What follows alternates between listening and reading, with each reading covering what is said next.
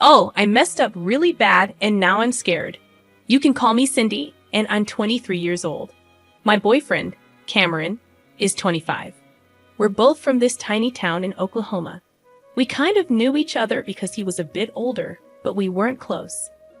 Around 3 years ago, we started talking more when he came back from college. He'd visit the grocery store where I worked. I was a cashier, and he'd always come to my line. He was always so nice and polite. I tried dropping hints that I liked him, but he didn't seem to get it. One day, when my line was slow, I finally got the courage to talk to him. I asked about his major, and we ended up chatting for about 10 minutes. He finally realized I was interested and gave me his number. I called him right after work, and we talked for hours. We went out to dinner that night and just clicked. We fell in love that weekend. Crazy, right? We started seeing each other every weekend. After he graduated, he got a great job in the city, bought a cool car, and got a nice apartment. A few months later, he asked me to move in with him. Even though our parents weren't thrilled about it, they supported us. Cameron said it was a test to see if we could handle living together before marriage. I was so happy. Living in the city was amazing. We both found good jobs, and I loved working at a coffee shop near our place. We made friends, and life was fun. We'd been living together for about 9 months when we started looking at other apartments just to see what else was out there. I also joined a yoga class nearby. There was this guy, Ed, who was always at the coffee shop and also came to the yoga class. He was older, in his late 40s, and really friendly. He was successful, drove a nice car, and dressed well. I got curious about yoga because he seemed so passionate about it, and I decided to talk to him one day. I asked Ed if he recommended the yoga studio he went to, and he said it's a good idea. So I decided to check it out myself. It was near our apartment, which was great. On the other hand, Cameron, my boyfriend, used a gym near his office, but it was far away and sometimes took forever to get there. I started going to yoga classes and really enjoyed them.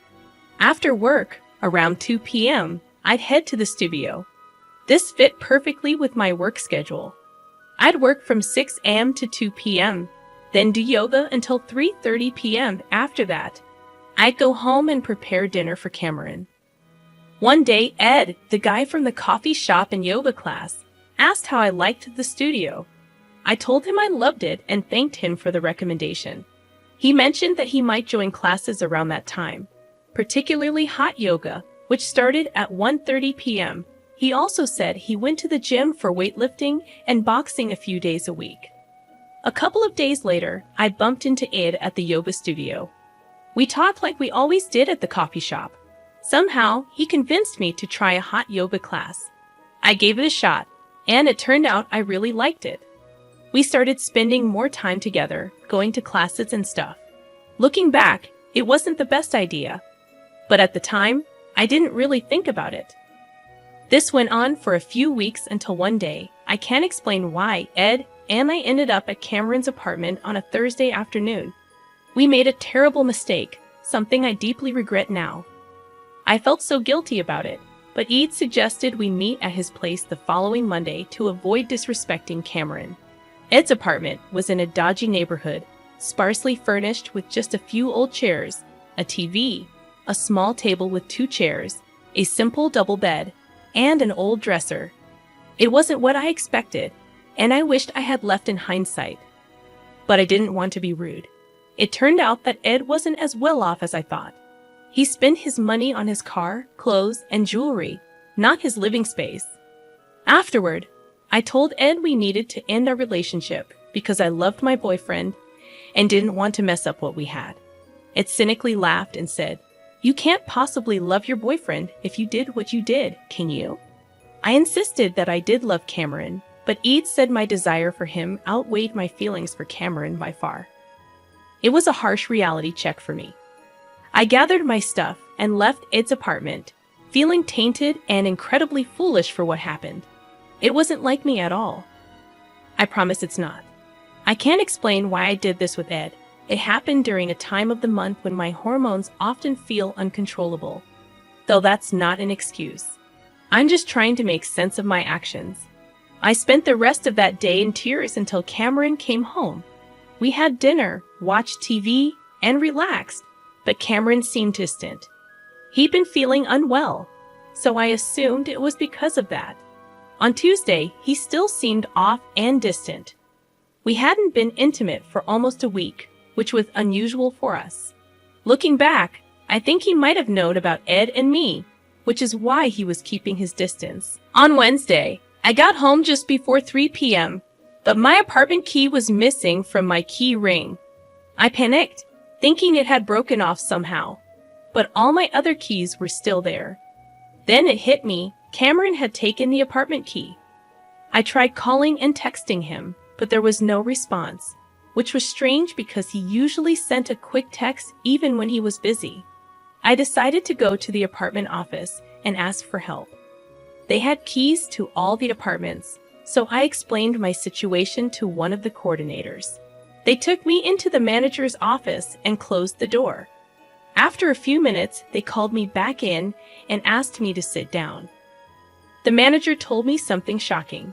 Cameron had moved out that morning and left a letter to terminate the lease after its one-year term. I couldn't believe it. I was devastated. They showed me the bags he left for me in their office, filled with my stuff and gifts I had bought for him over the years. It hit me that he must have known about Ed and me. And I fell apart in front of these kind ladies.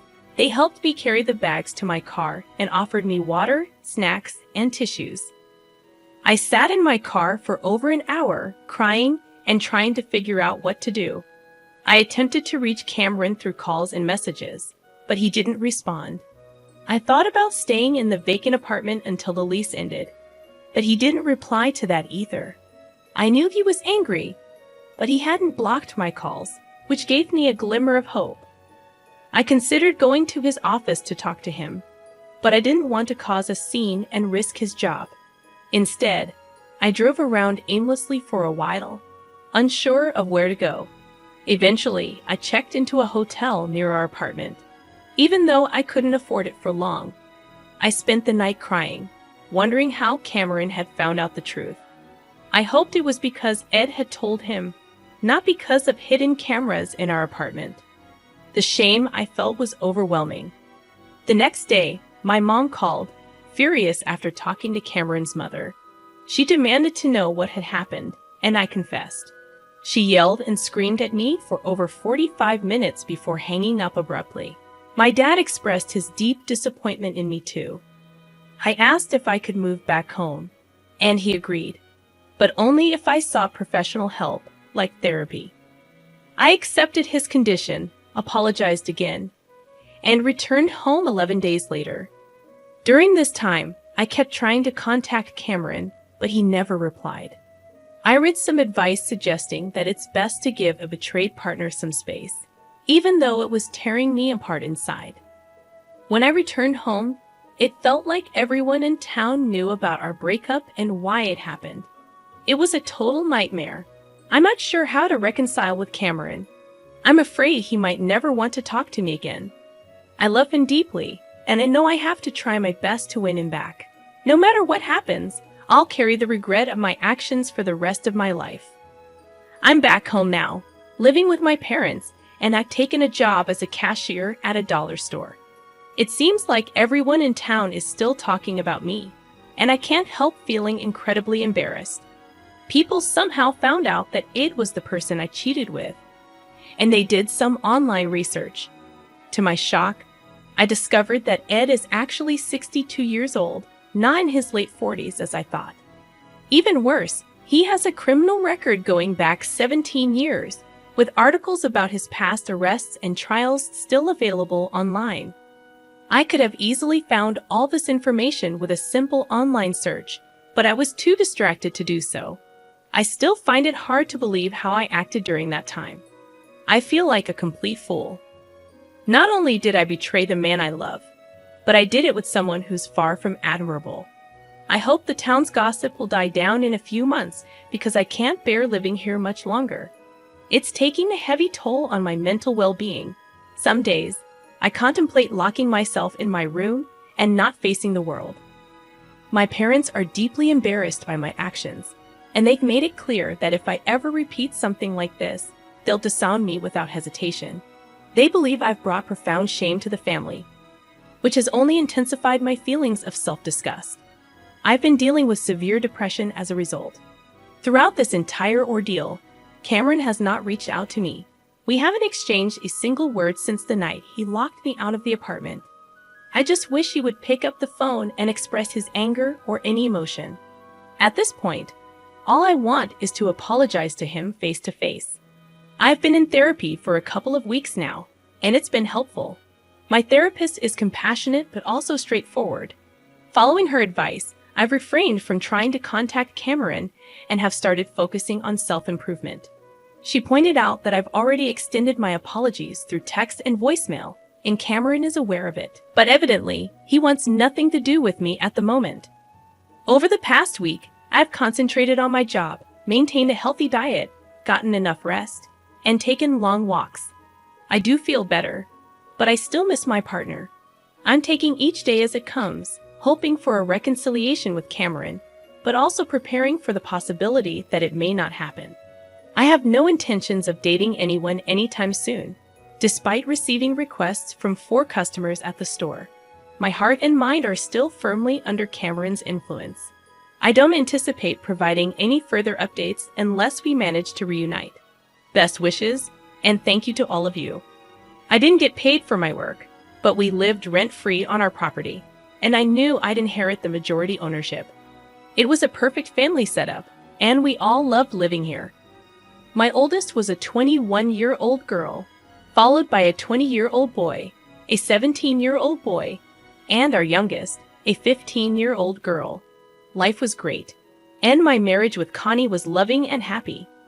My job was good, and the farm was thriving. But about 3 years ago, my brother Bill got diagnosed with cancer.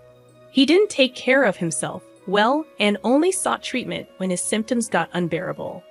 He went through tough treatments, but he kept working. Sadly, Bill passed away earlier this year, and it was very emotional for all of us. Bill and I were close, and I helped him with various challenges he faced in life. Despite his issues, we loved him unconditionally. In Bill's will, he named me as the executor and left me 100% of his assets, including a bank account with over $70,000. I found something strange though. Bill had set up this account with my youngest son, Joe, as the beneficiary. This confused me because Bill wasn't closer to Joe than my other kids. I wondered why Bill chose Joe, and it made me anxious. One day, I found 2 old photos of my wife, Connie, at Bill's house. They were inappropriate, and they were taken in Bill's bedroom. My world fell apart. I took the evidence to my parents, and they were as shocked and disgusted as I was. I decided to confront Connie. I took her to Bill's house, thinking we were just going to clean up. But when we sat down, I showed her the bank statement and the pictures. She looked at the statement, clearly surprised by the money Bill had saved. I knew there was much more to talk about, but I was devastated, and I needed time to figure out what to do. I asked Connie if she noticed anything odd on the bank statement, and she initially said no, just the amount. But then I urged her to read it aloud from the top. As she read, she saw Bill's name and the payable on death to Joe part, which made her realize that she was caught. I asked her if there was something she needed to confess, and she initially denied it, shaking her head. But after some persistence, she admitted to her affair with Bill 18 years ago. She explained that it was a stupid and selfish mistake that only lasted a couple of weeks. Connie claimed she had distanced herself from Bill since then, only interacting with him when other family members were around. I asked her if Joe was Bill's son, and she said no, she was certain he was mine, emphasizing that even if he wasn't, she considered him mine since I had raised him. I didn't show her any sympathy or comfort and left her to compose herself. After she cleaned up and came home, we slept in the same bed, but I refused her attempts to get close to me. The next day, I decided to divorce her, and I talked to my parents about it. They were shocked and couldn't believe what had happened. Connie begged me not to go through with it, but I was firm in my decision. Later, I met with a lawyer recommended by our farm attorney to begin the divorce process. We discussed the division of our assets and the possibility of spousal support due to Connie's lack of outside work. Money wasn't my main concern. I just wanted the marriage to end. I returned home and informed Connie of the attorney's advice, and she was upset.